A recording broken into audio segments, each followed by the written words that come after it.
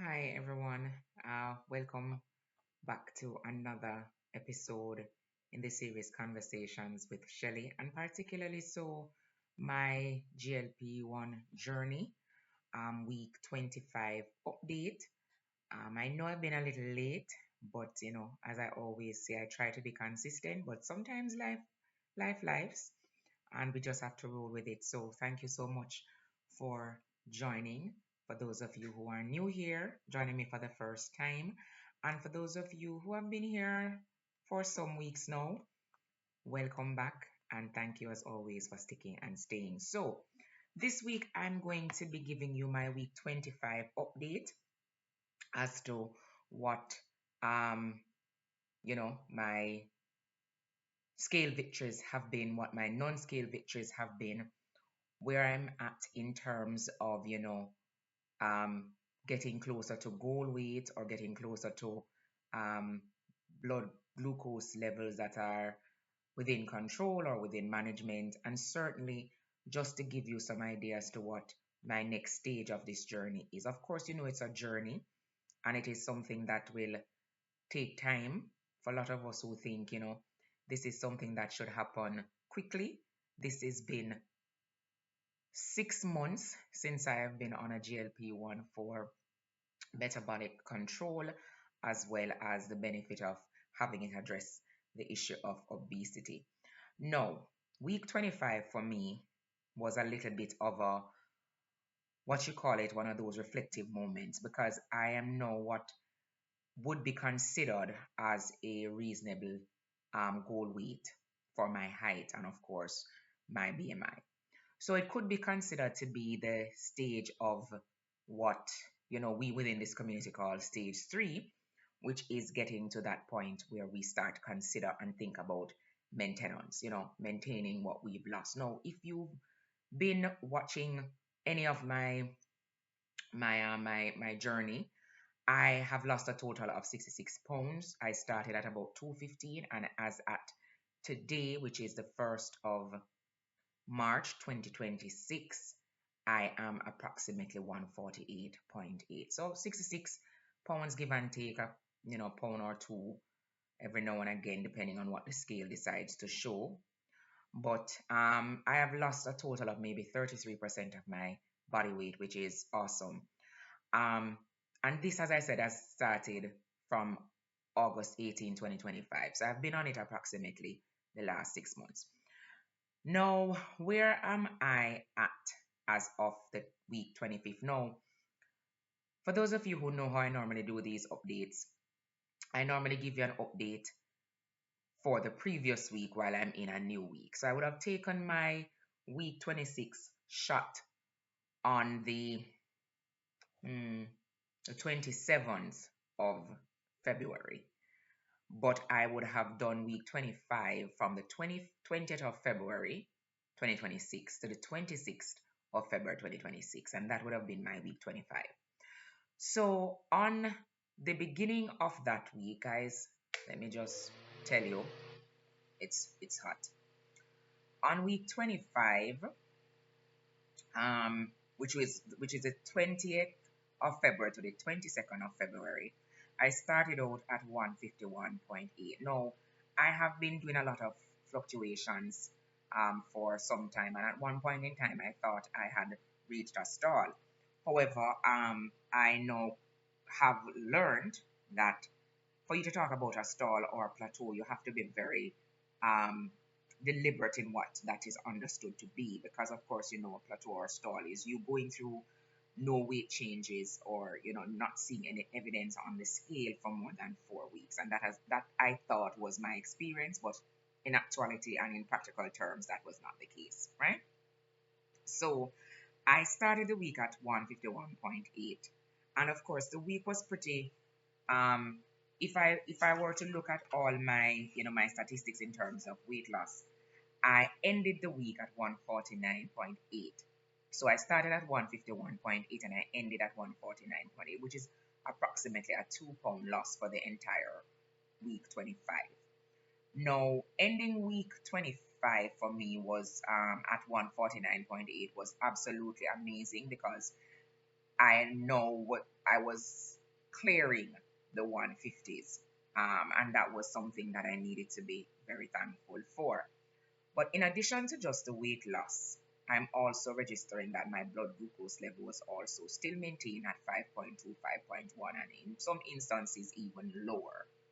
And that is also another significant thing to talk about. But as you know, we will have to do something else as this journey continues to see if we can now start to look into what GLP-1s actually do for insulin resistance and persons with, significant blood glucose levels.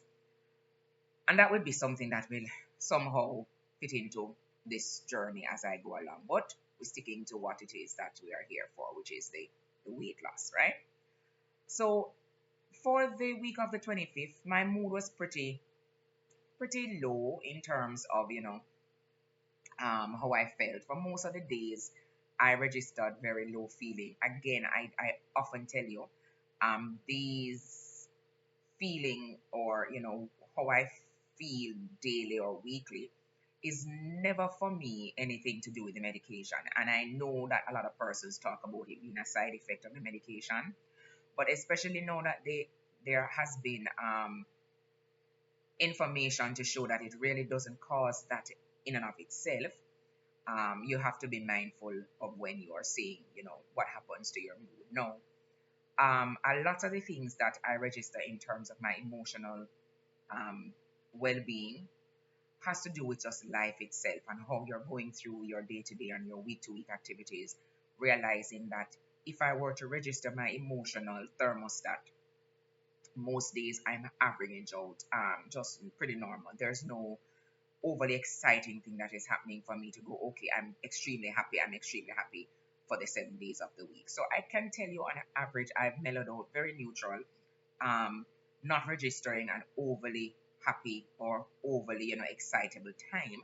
And this, as I said, has not a reflection of the medication or anything. It just has to do with the fact that life is life. And sometimes things just happen and you just have to just know that, hey, this is not a moment that, you know, I'm particularly over the moon about. That being said, I also registered my average sleep for the week at about 6 hours per week, which means that on average I'm getting about 3 to 4 hours per day, and that may be a side effect of the drug because I find that since I've been on it, my sleep patterns have significantly changed. I go through a lot of spells of um, insomnia, albeit I wake up the next morning with a lot of energy, and I don't know if that is because of the additives that are put into my medication, like B12 or B6 or B3 as the case may be. But I certainly register, sleep patterns that are indicating that I may be experiencing less sleep than is necessarily required by the body to repair itself. And I said, albeit, even though this may be the case, I wake up my next morning pretty much capable of doing everything that I need to do with the level of energy that is required to do them. My coffee intake, as you know, if you know, you know, I'm a coffee lover. But as per this medication, all the things that are considered to be things that were addicted, that we were addicted to, somehow leaves. We don't feel that addiction anymore, and coffee was for me one of those things. I no longer have that desire to have coffee all the time, um, and I may have a cup of coffee for the entire week when before I used to require at least 2 cups of coffee daily. My water intake, I have my 8 ounces of water per day. Not as much as I would like to have. In some instances, I tend to go over the 8 ounce, but as I get closer and closer to maintenance, I find that my ability to hydrate and stay hydrated is becoming less and less noticeable. Where I would normally have more than 8 ounces of water, I am now finding that I may be having, less than 40 ounces, which is what I normally take with me with my 40-ounce cup. And I find that for the day, I'm probably having just 8 ounces, which is not good because, as I tell you, not being hydrated, not having your protein will have significant impact on how you actually fare out on these meds, right? So it's always important to maintain your hydration and, of course, your protein intake. On average, my satiety, my appetite has been significantly suppressed on the 7.5 milligram, and this may be um, prior to week 26 that I'm now in, my last week on the 7.5. I think as of week 27, I will absolutely be going into maintenance and I will be titrating down in terms of my dose. But in terms of what I had for the week, can't register a lot, albeit I tried to have my protein, my 100 grams of protein daily. And for most of the week, I was able to do that. I had my chicken and my vegetables. I had a lot of soup. I also had a lot of yogurt. I had at least one yogurt per day. And this is pretty much what happens, for most of the week in terms of, my dietary intake and my calorie restriction. And even though on these medications you will find, because your appetite is significantly suppressed and the food noise and cravings that you would normally experience outside of being on a GLP-1 um, aids in you not feeling hunger or not feeling the desire to eat, you have to be conscious of what it is that is going to allow your body to remain, in a nutritious state where you're getting all the relevant nutrients. And even though one of the things that is critical for us to remember is that while you're not taking in as much as you should, you need to ensure that the bites count. Because the reality about GLP-1s is that you're not able to eat as you normally do outside of the medication. But when you do take something into your system, you need to make every bite count. It needs to have significant nutritional value because, of course, that's the only way you're going to fight against the hair loss and the dizziness and the nausea and the constipation and all of these things. So you need to ensure that you're getting in the fiber, the protein, and all the things that are necessary for you to have. Now, as I mentioned, in terms of the non-scale victories, of course, that has been something that is very evident. I'm now fitting into things that I normally wouldn't be able to fit into. I'll get into that a little bit later. And as you can see, I'm going through my notes here. Still, in terms of side effects, hair loss is still there, but not as much as in the beginning when I just noticed what was happening, because I have been able to remedy a lot of the hair loss that was taking place by medications or topical things, or things that I have gotten from my general practitioner, um, just to combat the hair loss, as the case may be. So yeah, I think in terms of the hair loss, that has slowly been addressing itself in some way, shape, or form. I don't know if my body is now reaching to that point where it is outside of the window of the hair loss as a result of rapid weight loss, but certainly something is assisting me back to getting back my edges and all of those things that were happening when I registered. And you can even see it. I mean, you can see hairs coming back. Now, guys, let me tell you something. It's not a hair loss that is shocking. It's not something for you to be, you know, floored by. It's just something for you to register and note that has happened. And certainly, for me, it was just wow, like yeah, that's a little bit more here than I normally observe. No, it's not something to take lightly, because no matter what is the cause, nobody wants to be losing hair. So, however, it might be minimal or not as evasive as you may think, please, register this and have the conversation with your doctor in case you need to get something to address that. So I would have mentioned what my week start weight was and what my week's end weight was, and the total scale loss, which was 2 pounds. I also indicated that I am still on 7.5 milligram and will be changing that real soon, because I'm at a point now where, as I said, I don't think I need that aggressive dose anymore.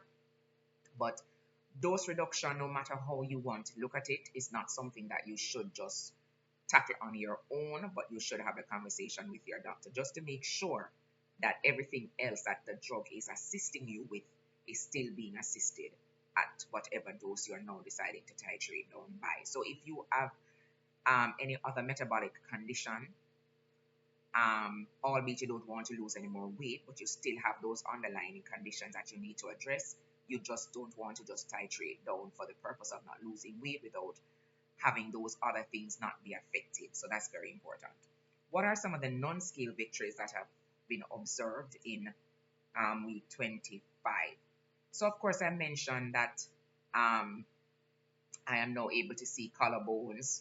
I'm able to see veins. I'm able to see a lots of physical changes outside of the scale. One of them has been being able to cross my legs for days. No, I was always able to cross my legs. Crossing my legs was not something that I wasn't able to do at 215 pounds. Because as I tell you, I think I carried 215 pounds pretty differently.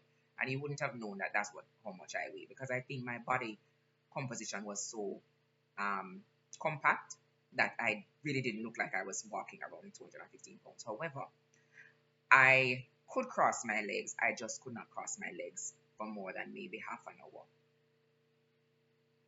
After half an hour, it started to get real painful. Now, I can cross my legs for days and don't even realize that my legs are crossed. And I can cross them all the way up to my, right? So that's a non-scale victory. Another non-scale victory is that I can walk for miles and don't burst a sweat. Like I now walk and usually tagging along 66 pounds, by the time I start to walk, I was drenching in sweat. Now I walk the same amount of miles, doing the same thing, and I'm not bursting a sweat at all. And I'm saying to myself, what am I burning here? And that was something, you know, that I registered right away. In terms of size, so now before I was like a 9 in terms of shoe size. Now I'm at 8, 8.5. Like my shoe size, now I have to be replacing shoes. And guys, if you know, you know I'm a shoe girl. So I have like pairs and pairs of shoes that I can no longer wear because now they're falling off my feet because they were usually size 9 and now I'm 8, 8.5. So that is something that's a non-scale picture. And this is all happening because of the body composition that is taking place. Also, before I was like a size 12, 14, I'm now at 8, 9. Crazy. Crazy, crazy, crazy. I don't think I was ever 8, 9. The last time I was at 8, 9 maybe was when I was in high school. Maybe when I was 13, 14, or 15, maybe there. Um, Improvement in mobility. So as I mentioned, I'm now able to walk for miles. Don't have any joint pains. Can climb the stairs. I can now go back into my 6-inch heels. No, again, if you know, you know, I was a 6-inch heels girl back in the days. And as the weight came, I had to go down to kidney heels, maybe like 3 inches, 4 inches. They were still cute, but I had to, come down off the sixes. I am now back in 6-inch heels, running in 6-inch heels. Don't even realize that I'm in 6-inch heels. Mark you, I don't like them anymore because I just think I don't need to be traipsing around, in those stilettos. So even though I can, I still maintain my kidney heels because I just think they're womanly. I just think they're just a better way of the aesthetics of it for me is just better. That don't mean she won't put on some 6-inch somewhere, right? There has been improvement in insulin levels, blood pressure levels, and lipids. All that I still need to do an official panel, executive panel for, but once I do that, I'll definitely come back and let you know. No, inflammation and cholesterol markers are also down, and quality of sleep. Let's talk about quality of sleep. Now, a lot of times when we are obese or we fall within that obese category, we tend to have quality of sleep that is not so great because we're either tossing or turning, trying to get that level of comfort that our body needs to find because either the breathing is not right or something. No, I'm not saying that I wasn't able to breathe. What I'm saying is that my quality of sleep has improved because I'm no longer tossing or turning. And for whatever reason I was tossing and turning for, I don't even know. But the fact that I'm no longer doing that is a non-scale victory that is very, very important and very, very much something to mention. And for that, I am mentioning. Now, as I spoke about side effects, let us talk about some of the side effects that I've noticed in week 25. Now, again, the dosage I'm on, I feel incredibly full all the time with 2, 3 bites the most. So I try, as I said, to make my bites count. The digestion is slower. I'm literally taking hours to eat. Yesterday, I did not eat until 5 o'clock. Like, I went through my entire day until 5 o'clock. And this is typically what happens daily for me. Like, my first meal for the day is at 5 o'clock in the afternoon. And that is something that, while it is appreciated for the for the weight loss, it may not be the best for the other metabolic things that are happening because you need your nutrients, you need your energy to function, you need your brain to be alive, and food is what fuels all of that. So while I don't mind the fasting to get to my first meal is usually way too late. So dosage um, decrease is very much something that I have to look into as I approach maintenance, which is, as I said, about week 27. My hunger signals, they are very, very, very low. My brain is not telling me when to go get something to eat. Again, the dosage. Yeah. So I'm constantly forgetting to eat, and that is something that I need to be mindful of, especially because I am an adult and we're adulting around here, and we're not trying to just exist without nutritional values, right? Nutritional things going into our body. I'm trying, guys, to increase my protein and water intake, and that, while I'm still trying, is still significantly reduced. As I said, I still have the hair loss. There's medication and things that I've been taking to remedy that, but it's still happening. Not as aggressively as it was when I just found out, but it's still happening.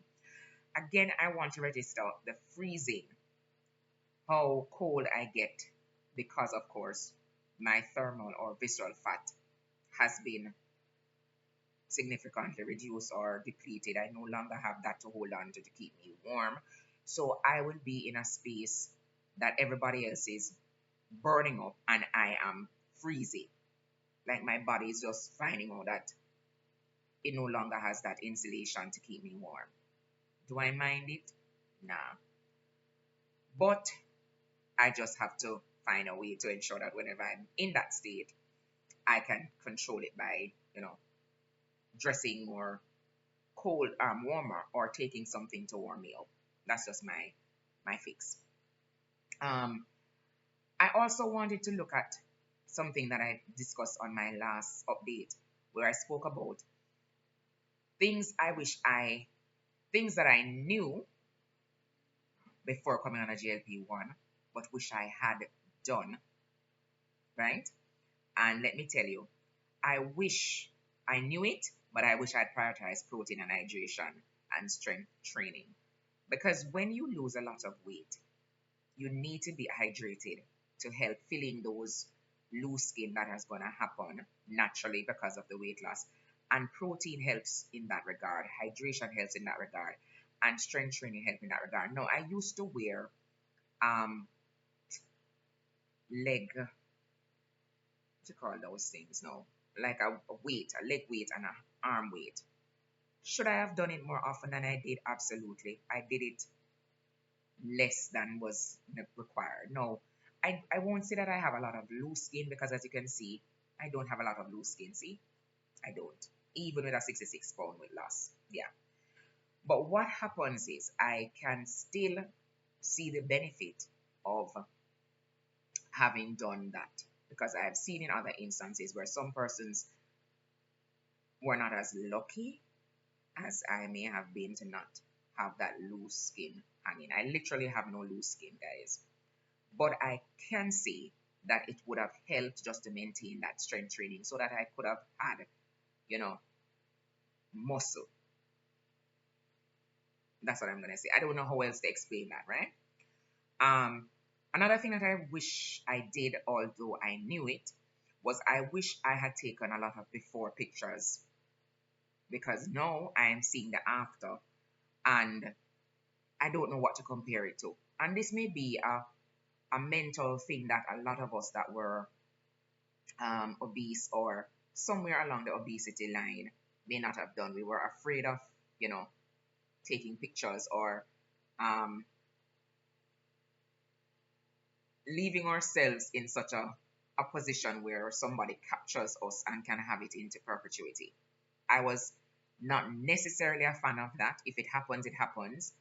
But I shied away from taking pictures because I was like, somebody's gonna get an angle of me that I don't want to see, and that's just the reality of life. Yeah. But I wish I had done that because I would have had something now to compare myself to say this was me at this and this was me at that. No, guys, I do have pictures, right? But I don't think I had taken sufficient amount of them to really see all the different changes, whether it be in my face or my arms or my legs or my back. I should have been more deliberate in that as opposed to just taking candid pictures or a person just taking candid pictures of me. The point of this is that when you start a GLP-1, be deliberate in your before and after pictures.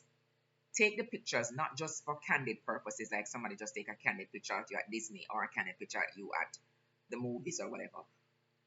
Stand up in front of a mirror, take your arms outstretched, your legs outstretched, your back, just to see the progress that you have made at the end of your journey. Wish I had done that, albeit I knew that I should have. I wish I had done this, albeit I knew it, was prepare more for the GI side effects. So the headache, the constipation, the diarrhea, the vomiting, the loss of hair. I wish I had done more to prepare for those things. Like I wish I had started to take my prenatal vitamins to make sure that the hair didn't go, or wish I had done a lot more fiber intake, or I wish I had done stock up on things that will combat nausea or stomach discomfort, just things that are over the counter that people would have had daily in their lives. I just wish I had done a lot of that before starting my journey. So that when I got to that point, I wasn't going, oh my God, I'm losing hair. Oh my God, I'm nauseated. Oh my God, I'm constipated. Oh my God, I am, all of those things. I wish I had done this, albeit I knew it, plan for the impact that weight loss would have had on my wardrobe. Now, people, especially those of us in the GLP-1 community, preparing for changing weekly in clothes, I wasn't prepared for that. I was not prepared for that. I have bags of clothes now that I'm going to have to find something to do with. No. The fat girl in me is telling me, don't give them away because once you come off this medication, the weight comes back. But because this is a lifestyle change for me, I can't give the clothes away because I don't have any intentions to come off my medication. I'm taking it for metabolic reasons. But nobody didn't tell me that I'd have to be buying clothes every weekend. Nobody told me that. Well, I knew, but I wasn't prepared for it being an actual thing. Now, when I tell you, every weekend I have to either purchase a top, a dress, a shorts, even something as simple as underwear. I literally have to be changing my underwear. Maybe that is TMI, but it is true. So plan for the impact that GLP-1s will have on your wardrobe. Plan for it. Put something aside. Put something in the budget to know that you have to buy something every week or every 2 weeks for however long you're on this thing for. until you reach your goal weight or your set point, which we'll talk about in a little bit. I wish I also prepared myself for those mental and anxious moments when the scale is not moving in the direction that I want it to move. Like there were times when the scale was just not moving. And I had to prepare myself mentally to understand that weight loss is not linear. It's not linear. It's not going to just go in one direction all the time. Sometimes it's going to really stop and go nowhere, and you're just going to have to just understand that other things are happening, like your non-scale victories. And clearly understand that there's a mental and physical aspect to this journey. While the physical is taking place right before your eyes, the mental of it is also for you to understand that you are going through this process, and sometimes your brain doesn't catch up with your what your eyes are seeing. So for me, there were times within my experience where I did not recognize the person in the mirror. So I was getting dressed with the person that was in my mind. So I'll give an example. I would be going somewhere and I still put on an extra large top. And at this point in time, I am probably in a small or a medium. And I go out, I rush out, and when I pass a mirror at whatever wherever I'm at, I go, where did I get this big shirt from?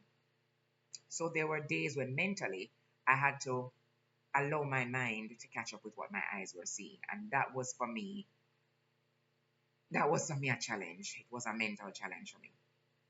Another thing that I wish I did, although I knew, was the cost and practical implication tied to this medication and this weight loss journey. Being nobody prepared me for the cost, albeit I knew this would have been a costly journey. Not just the medication, not just the wardrobe changes, not just the financial aspect of it, because that is very, very, very, very real, like the cost of these medication and what comes with it. But it's also, the mental and practical implications of people now treating you different, or people now having an issue with your weight loss.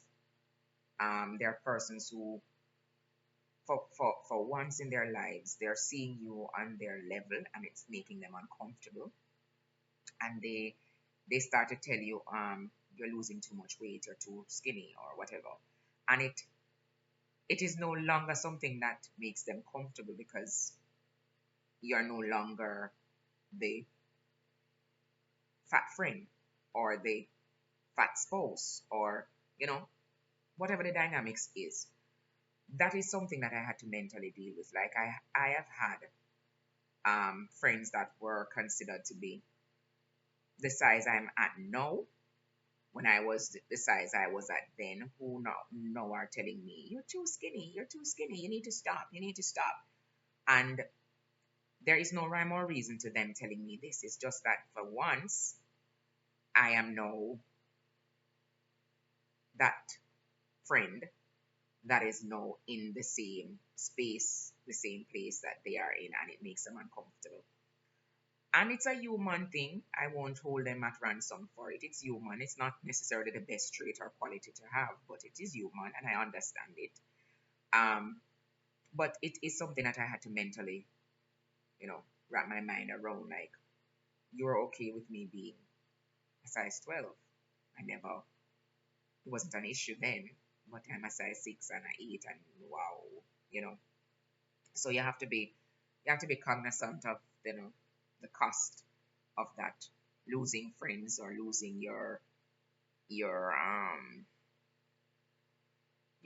circle, because all of a sudden your circle doesn't like the attention that you're getting. And also you have to be mindful of the attention that you're getting as well. And luckily, I was somebody who was confident in my skin. I was confident in my, how I was. I was never somebody that had an issue with my weight. I really didn't. So much so that I didn't even realize I was obese. Yeah, I really didn't, thought that.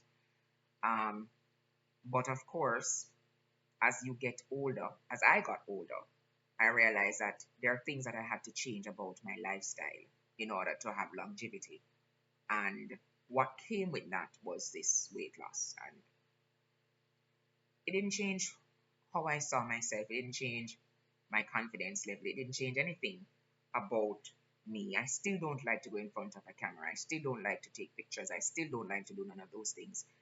Not because of an issue of confidence. It's just that I was never one to be in that space. Whatever that space was for a lot of persons who enjoy it, I didn't find fun in just randomly taking a selfie. I did it out of necessity then, and I still do it out of necessity now. Um, so those are things that are some of the mental and practical, you know, and financial cost of being on a GLP-1. Another thing I knew, but I wish I did, was I wish I avoided processed foods. Leaning more towards fiber from day one. Like even while I was on these meds, I still would have, had a KFC, or I still would have had um a burger, albeit I couldn't have it all in one go, but I would have still stopped and had a KFC. I wish I didn't do that, and I wish I did more cooking for myself, because it would have meant that I could have had control over the sodium and the things that were actually going into my food that was, causing me to have stalls and stuff like that. But outside of that, you know, I knew it, just didn't do it until the latter parts of my journey. And this was after realizing that I had to change some things about what I was doing in order for it to make sense. Yeah. Another thing that I knew, but I didn't do, was I wish I had paid more attention to this whole thing that people are talking about when they talk about the Ozempic phase. No, guys, I'm not on Ozempic. I'm on Mounjaro. Let's get it right. I'm on Mounjaro, right? Metabolic reasons. But with rapid weight loss comes you not knowing where you're going to lose weight from. A lot of persons that I know within this community, from the minute they know that they're going to be experiencing significant weight loss, they start to worry about, oh, I'm going to lose weight in my hips or my breasts or my bottom, my buttocks. I don't know can I say that? Whatever. But um, for me, I had none of those concerns. None of those. As I say all the time, I didn't go on this for weight loss purposes. But after being on it for a month or two, I realized that weight was dropping like flies. And with the weight loss came the loss in weight from my breasts, my hips, my back, my bottom, other places too that I can't talk about. But one of the things that was jarring to me was this idea of Ozempic face. And had I known the reality of Ozempic face, I would have tackled that from day one. I tackled it very later on though. When I really realized that the face was getting a little bit bonier than it needed to be, and all of the collagen was leaving my face, and all of the plumpness that I had that somehow made me, um, youthful was going. And if you know she's gonna find a remedy for that. So I'm gonna burst a little secret, because she's not a gatekeeper. I'm gonna keep the gate closed. Me, I gotta tell everybody about everything. So to tackle the Ozempic face, which is the sunken eyes, the bony face, the high cheekbones, the sunken jaw, all of those things, there is this thing called GHKCU,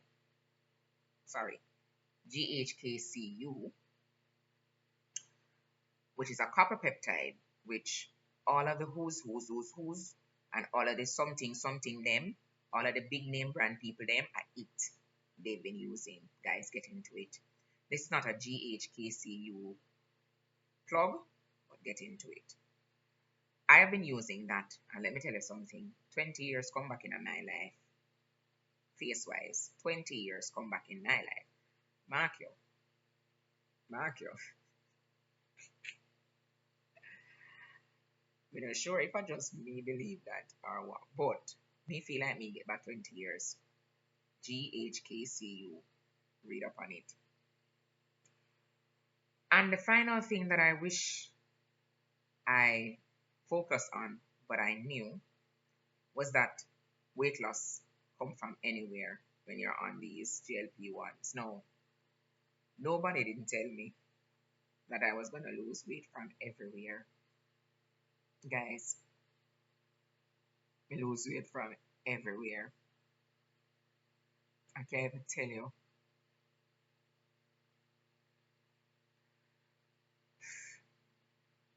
Everywhere. Am I mad about it?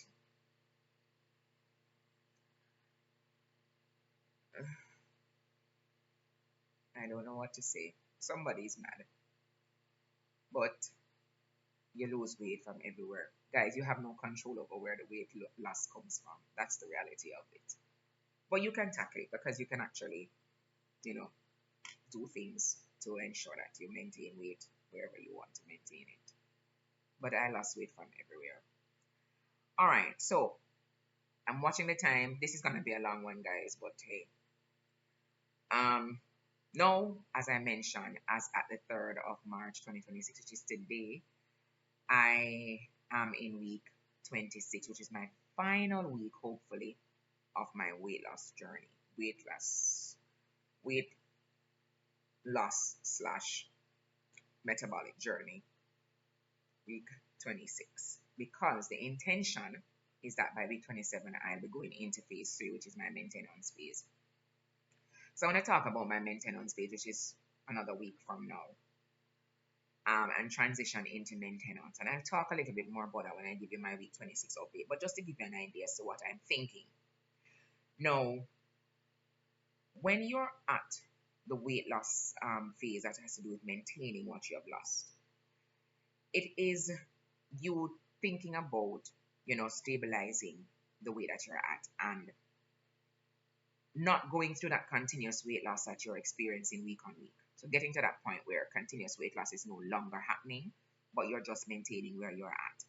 And finding that set point or that setting point that your body is using to naturally maintain or defend what it is that it's going through. So your set point is that point that your body says, this is right for you. We're going to maintain it here. And this is what we're going to be doing.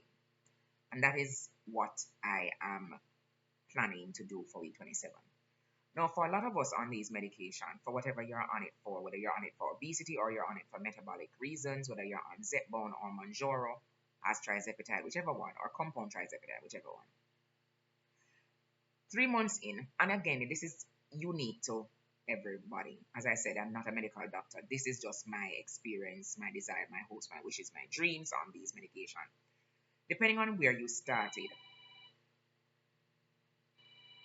Guys, it's always something, right? Depending on where you started.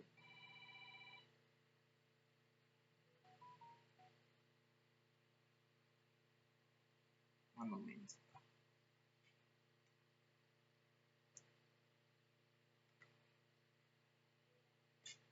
Right. Depending on where you started. Apologies for that. Depending on where you started, you would observe that maybe 3 months in to 6 months in, you would have reached some amount of goal weight that you may want to consider maintenance. Now, I'm not saying that 3 months in or 6 months in, you're going to reach your goal. Because if you're at a particular weight, then it may take you longer time. As you know, within this community, there are persons who have been on a GLP-1 for 2 years before they actually get to any reasonable weight that they can consider to be their goal weight. However, for most persons on a GLP-1, they would have started to realize some amount of maintenance protocol or strategy that they need to go into somewhere about 3 months or 6 months marker. So some of the things that you should consider when you're thinking about maintenance is Understanding why you need to go on a maintenance protocol. Understanding that while you have lost the weight, this medication is so designed that the minute you stop taking it, you are going to gain back the weight. Yes. Like every other chronic and progressive disease, if you stop taking your medication, then your numbers are going to increase. These weight loss injections or weight loss tools, they are no different. In much the same way that if you're diabetic or if you are hypertensive, if you stop taking your medications, your blood glucose level is going to go up and your blood pressure is going to go up. If you stop taking your GLP-1s for weight loss, that weight that you've lost, you're going to see increases over time. The statistics have also shown that 60 to 80% of persons who come off these medications actually gain the weight back 2.5 to 3 times more. So my intention is not to get off these medications, not just for the weight loss benefit, but also for the metabolic things, insulin resistance, blood pressure issues, right? This is the point that you have to now consider stabilizing your weight and to ensure that you are looking into your medication adjustment strategy, what that looks like for you. Are you going to be reducing your dose, titrating down from the dose that you are at when you are on your weight loss phase to a maintenance dose, and also looking at scheduling? Instead of doing it once per week, are you now going to do it bi-weekly? Are you going to do it per month? Now, these are just some of the things that you need to consider when you're looking into your maintenance strategy or your maintenance protocol. Also, you need to understand that during this particular phase, you need to understand what it means to normalize a healthy eating um, pattern. Whatever it is that you would normally eat, that would be considered not protocol friendly, and the things that you would have learned over time. In my case, what I would have learned over the last 6 months to maintain, you know, the calorie deficit or just maintaining that healthy, nutritional, valued foods, I need to maintain that pattern during this particular phase. Because even though I'm not going to be taking the medication in the same way, I need to also ensure that I am balancing that out with, the other things that are coming. During this phase as well, there's also this process that your muscle and your metabolic protection is very important. You need to know, put yourself into some program, some protocol that will allow you to maintain again your muscle and your metabolic things that were being protected by the medication on a weekly basis. And now, because you're either titrating down or you're shifting your scheduling, you may still need to look at that.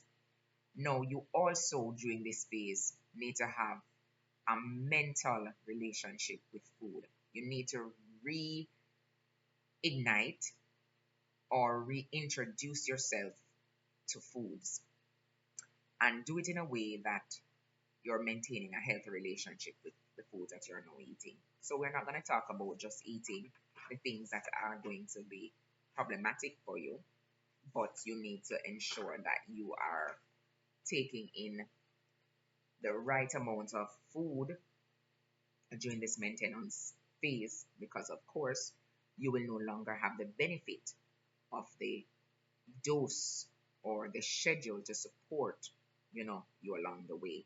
So hopefully you would have learned a lot during your weight loss journey to now be able to deal with the maintenance journey. And just those are just some of the things that I wanted to for us to consider when it comes to you know going along in this path. Now I'm very excited to say that I am at a place now where